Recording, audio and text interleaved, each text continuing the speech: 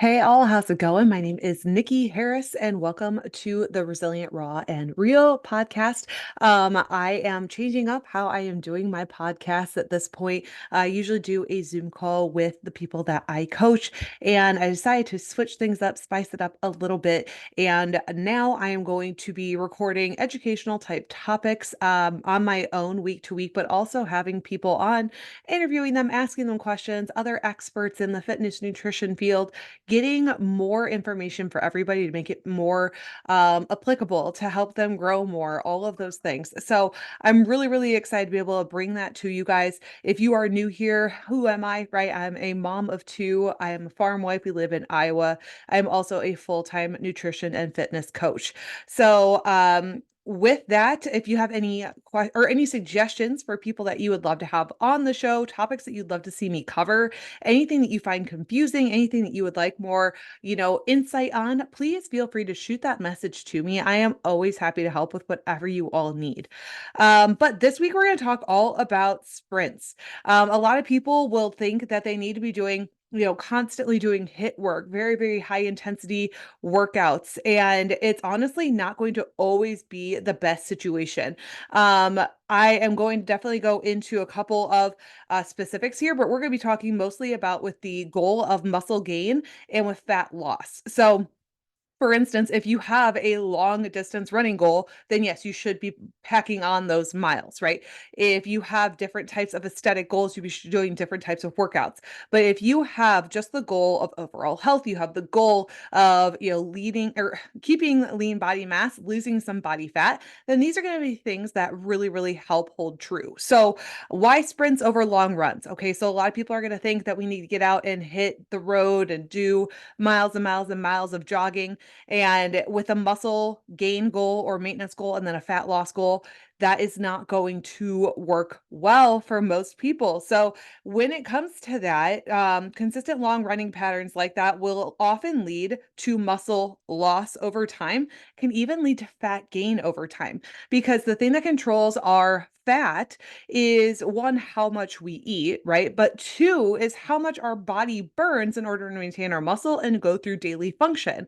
The more muscle that we carry and maintain, the higher that caloric burn is going to be. So we want to hold on to as much muscle tissue and build as much muscle tissue as we can in order to maintain that fat loss type goal.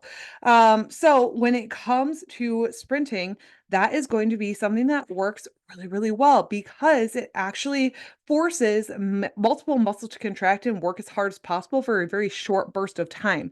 When we do that, that gives you all those small micro tears in the muscles, and that's going to allow you to recover and rebuild them.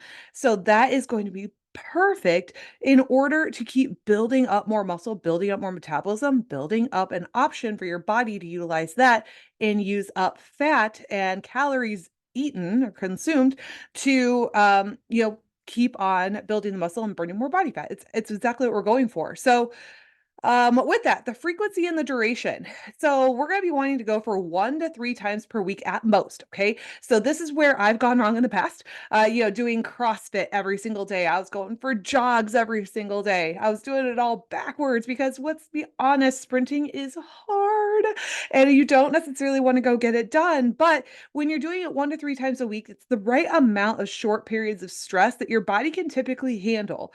I don't want you to do it every single day because your body doesn't need that much excess stress on it all the time.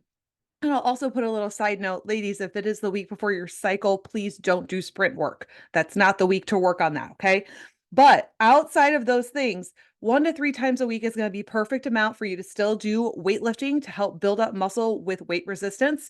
And it's going to help you work in for that, for the fast twitch muscles in your fast twitch fibers in your muscles to help them work a bit harder and help you keep growing your legs and your muscle tissue that way. So, as far as duration, work rest ratio should be 1 to 2 to 1 to 5. Okay. So, what I mean by that is if you're starting out, do a 10-second sprint and follow that by 20 to 50 seconds, somewhere in there of rest, walk, jog, right? So, run 10 seconds and then jog 20, run 10 seconds and then jog 20. When I say run, I mean sprint your heart out.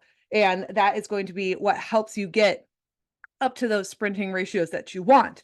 So try to work these in on upper body and full body days and try to have a buffer of a day before and after with a big leg day. Okay. So I wouldn't suggest that you go and crush a whole bunch of, back squats and everything else in the gym and then go out and try and do sprints. Your legs are already going to be tapped out as far as energy depletion goes. And we don't want to do that, especially on that day, because it's going to be harder for your body to recover and it can really lead to more injury if we're going into a sprint hit with already depleted muscles. So we want to go into those with fresh legs. We want to be really, really strong, ready to rock and roll.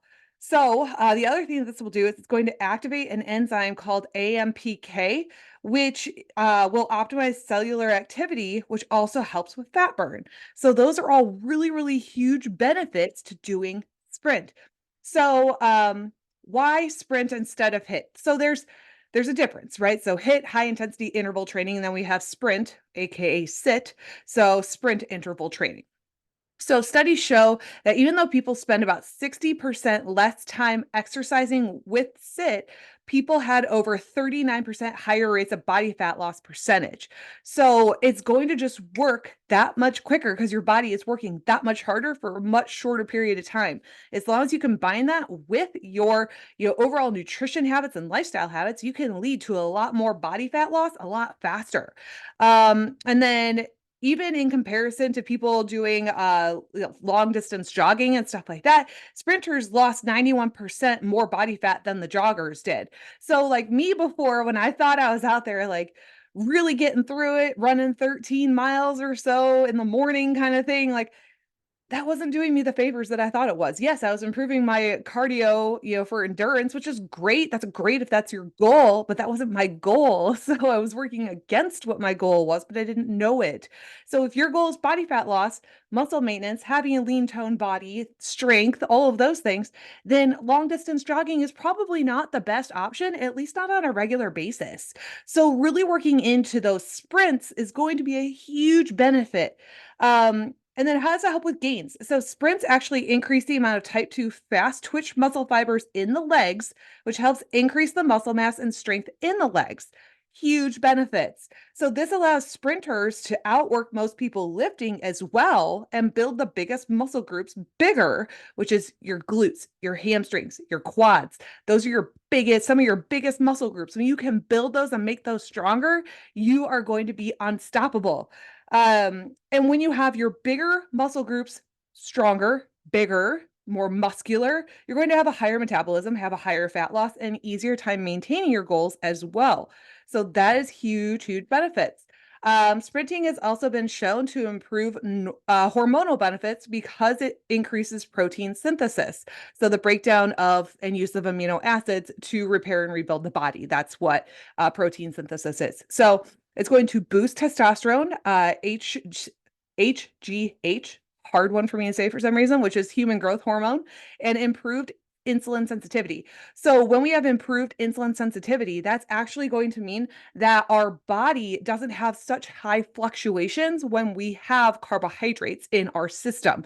When we can improve how we manage our blood sugars, how we manage our carbohydrates when we eat them, because we have more muscle mass, then it's going to help us be able to manage and maintain more of a lifestyle. You can go and have, a sandwich, or you can have an ice cream cone with your kids on occasion, or a cookie on occasion, or, a piece of fruit for crying out loud on occasion, right? You can do all those things much more often and have it be part of a balanced lifestyle and not have it totally throw you off because you don't have all these sugar spikes and crashes and cravings and all of those things that come along with it. It just leads to better optimization of everything in your body.